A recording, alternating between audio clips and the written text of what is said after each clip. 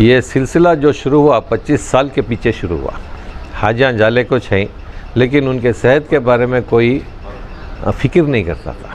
तो हमें ऐसा वॉलंटरली डॉक्टर्स आते थे तो देखते थे, हमें अपने हैसियत से उनका इलाज करते थे, ये नसीहत देते थे। लेकिन आते आते मजमा बढ़ गया, बहुत सारे लोग हज को कैंसिल कर देते, तबीयत बिगड़ गई कर को हज को कैंसिल कर देते थे, वो नहीं होना हो। तो वो सिलसिले में हमें वर्कआउट करते लगे, तो फुल नाइट यहीं सोते थे। यानी हाजी अपना हज करना है, शायद एक बहाना नहीं रहना कि वो हज छोड़ दे। तो बाद में क्या हुआ, ऐसा बढ़ते बढ़ते बढ़ते गवर्नमेंट इन्वॉल्व हो गया। अब गवर्नमेंट को भी इंटरेस्ट आ गया, क्योंकि हमारे सियासतमंद थे और एडमिनिस्ट्रेटर्स थे, सबको मालूम था, तो उन्होंने भी इन्वॉल्व हो गए। तो डॉक्टर्स फिर भी आने शुरू करे और लेडी डॉक्टर्स भी आने शुरू करे, दवाइयाँ आने शुरू करे। जो दो भी मसलत था इलाज का, वो सब इंशाल्लाह मुकम्मल होता था।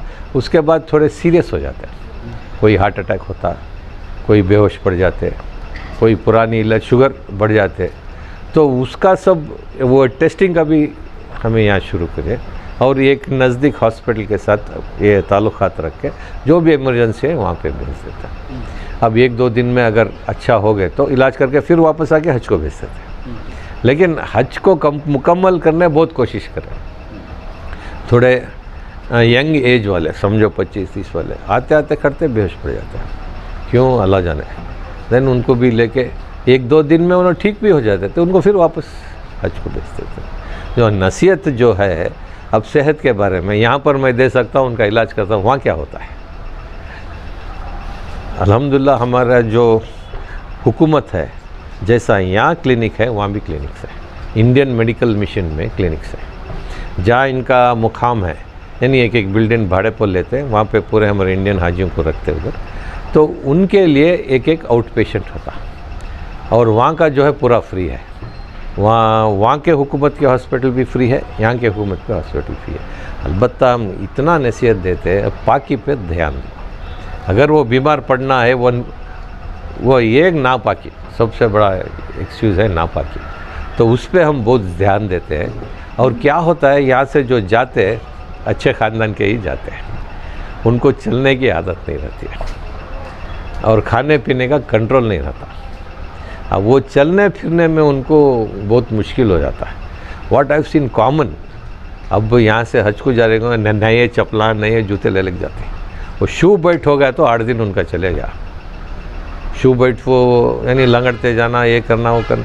तो उनको हमें नसीहत है, वॉकिंग करने का आदत कर लो। जितना आप वॉकिंग करते वहाँ तुम्हारा हज आसान हो जाता है। एक और खाने पीने में कंट्रोल करो, क्योंकि बदहज़मी नहीं होता। फिर डॉक्टर्स है, इलाज भी मिलता अल्हम्दुलिल्लाह, लेकिन अपना सेहत आपको ही देख लेना है ना।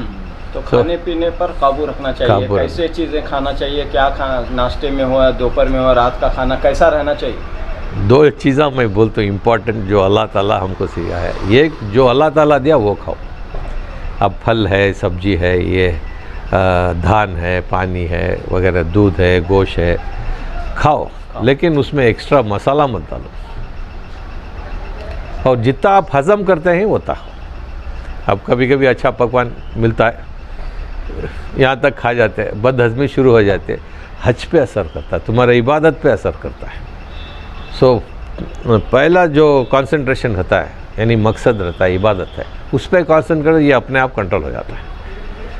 अब जाती हर चीज़ जिसका फॉरेन में अमेरिका का चीज़ मिलता है, इंडिया ये चीज़ मिलता है, सब मिलता है, यानी डाइवर्शन बहुत है उधर। लेकिन आप अपने मकसद पे तवज्जो दो, कायम रखो, इंशाल्लाह हज भी मुकम्मल होता है, इंशाल्लाह अल्लाह भी कबूल करता है। लेकिन वो एक कंसंट्रेशन वेरी इंपॉर्टेंट। तो पहले ही उसका मेहनत होना पड़ता है इधर, ये एक वॉकिंग, खाने पीने का ये, और पाकी, और इलाज के बारे में बेफिक्र रहो, क्योंकि वहाँ पर हमारे हुकूमत सब वो रेडी करके है। और यहाँ का वैक्सीनेशन वो सब जो यहाँ एडवाइस देते ना, वैक्सीनेशन का एक है, जो तुम्हें शुगर पेशेंट ये पेशेंट है तो यहाँ से दवाई लेके जाओ, तुम्हारा उसमें क्या भी ये नहीं है। ठीक है, हज आसान हो जाएगा अगर ये सब चीज़ों पर अमल करें। हाँ, वही तो बोल रहा हूँ ना, जितना हजम कर सकते हो उतना खाओ, उस पर ज़्यादा खाए तो ओवर डेट। आप एक अच्छी बात ये बताएं कि इबादत पर अगर आप तवज्जो देंगे तो सब सही रहेंगे। माशाअल्लाह। यानी कि खाने पे, अगर खाने पीने पर तवज्जो देंगे तो फिर इबादत पर असर होगा। असर होगा, ये एक। दूसरा, अब इबादत असली चीज़ क्या है वो समझाने वाला होना। अब आम आदमी जाता है, अब पढ़ा लिखा जाता है, पढ़ने को जाता है, हो भाई ये इबादत है, ये करना वगैरह वगैरह। अब आदमी को कौन बोल को देने वाला?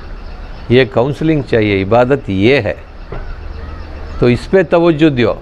अब आता है बीच में आइसक्रीम भी आता है, उधर ऑस्ट्रेलिया का आइसक्रीम आता है, अमेरिकन आइसक्रीम आता है, नहीं तो वो छोड़ो, इबादत पे आप तवज्जो इधर आदत कर लियो।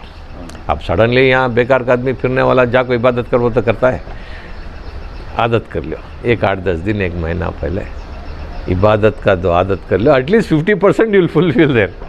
आप आमतौर पर ये बात कहते रहते हैं कि हमारी कौम जो है होटलों में ज़्यादा, अस्पतालों में ज़्यादा नज़र आती है। सही बात है, क्योंकि उनको अपना सेहत के बारे में फ़िक्र नहीं है, ये सबसे इम्पॉर्टेंट।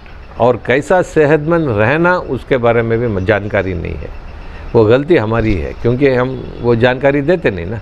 अब देना चाहते तो कैसा देना है, इनको कहाँ घर घर को जाकर देने होता नहीं। तो वो एक तरतीब अगर बना लिए, यानी आप हमना साथ दिए तो आपके ज़रिए कितने जने को जाता है, all of them will know, right. तो आपका जो किरदार है बहुत बड़ा किरदार है। शुक्रिया। तो आपके साथ हमें जम के थोड़ा और ज़रूरत, यानी जानकारी लोगों को देने का, और ये ज़्यादा से ज़्यादा स्लम्स को जाना, क्योंकि कैंप सब तुम मालूम हमें स्लम्स करते हैं, सो कितना फ़ायदा होता होगा। तो अभी किस हॉस्पिटल से आप जुड़े हैं? क्या शिफा हॉस्पिटल। हाँ, जाते रहा हूँ, आते रहता हूँ। हाँ। पहले रामायण में था, बाद में खिदमत नहीं कर सकते उधर, पैसा है तो कर सकते हैं। तो इसलिए हॉस्पिटल से आप जुड़े हैं? जुड़े हूँ, इंशाल्लाह को मैं हमना मदद करो, क्योंकि हमारा एक हॉस्पिटल है।